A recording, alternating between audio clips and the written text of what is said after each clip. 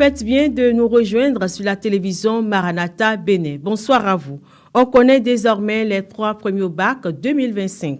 Tokwenou Forkosi Germain de la série C est le premier au bac 2025 sur le plan national. Il a obtenu une moyenne de 18,66 sur 20 et 3,20 sur 20. 20 sur 20 en mathématiques, en PCT et en SVT et 19 sur 20 en anglais. Il vient du département du Borgou et plus précisément de la commune de Parakou. Le deuxième Ananou Rodéric Dieudonné Raoul Comlan, série D. 18,59 de moyenne, il provient d'un collège catholique de Calavi. La troisième s'appelle Areloye Hilary Odiane Erel Titilayo Omolayo, série C. 18,47 de moyenne. Elle est élève dans un collège catholique de Porto Novo. Au terme de la session 2025 du baccalauréat, on retient également qu'il y a eu 21 moyennes supérieures ou égales à 18 sur 20, 628 moyennes supérieures ou égales à 16 sur 20, donc 628 mentions très bien. C'est ce qu'on peut retenir du point de presse du directeur de l'office du baccalauréat, Alphonse Da Silva.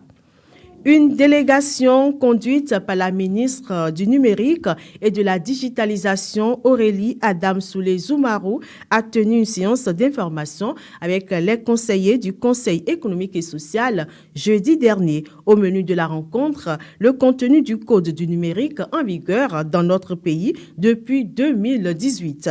La rencontre a permis aux participants de faire le point des progrès enregistrés grâce à la loi sur le Code du numérique. La vision du gouvernement est de faire du Bénin l'un des pays les plus développés en Afrique de l'Ouest.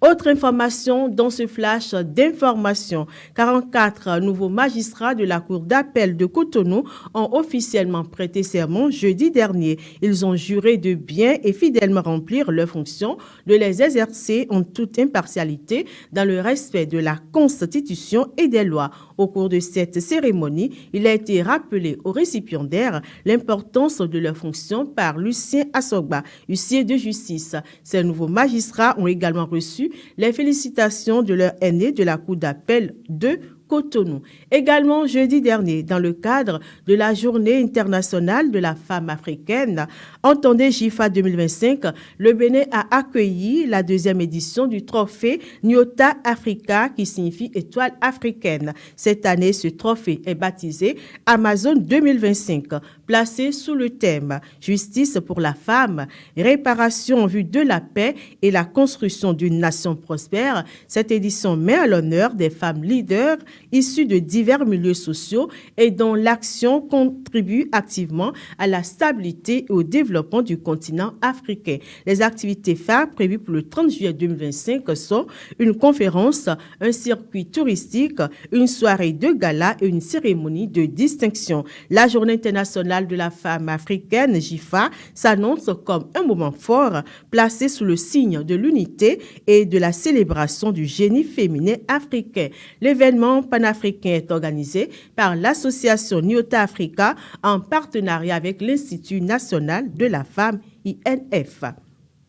Hors du Bénin, 26 juillet 2023, 26 juillet 2025, aujourd'hui, cela fait exactement 2 ans que le général Abdourahmane Tiani est au pouvoir au Niger. Pour célébrer l'événement, il s'est adressé hier à la nation dans un message radio-télévisé. Cela fait 2 ans que nous sommes résolument engagés, tous ensemble, avec résilience et foi dans l'avenir sur le chemin de la souveraineté pleine et entière de notre pays et pour le bonheur de tous, a-t-il affirmé. Il a fait le bilan du chemin parcouru depuis le 26 juillet 2023, un chemin plein d'embûches, aux conséquences difficiles, aussi bien pour les Nigériens, pris plutôt individuellement que pour le pays en tant que communauté politique organisée. Il a saisi également l'occasion pour, en outre, rendre hommage aux forces de défense et de sécurité pour tous les sacrifices consentis et le professionnalisme, au grand peuple pour sa résilience et son engagement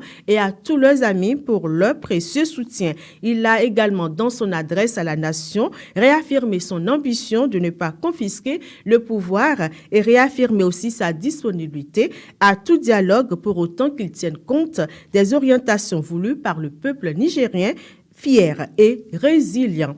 C'est la fin de ce rendez-vous de l'information. Merci de nous avoir reçus chez vous. N'oubliez surtout pas, nous sommes également suivis sur les canaux digitaux, à savoir Facebook, YouTube, TikTok et Instagram. Je vous souhaite une très belle suite de week-end sous la protection divine.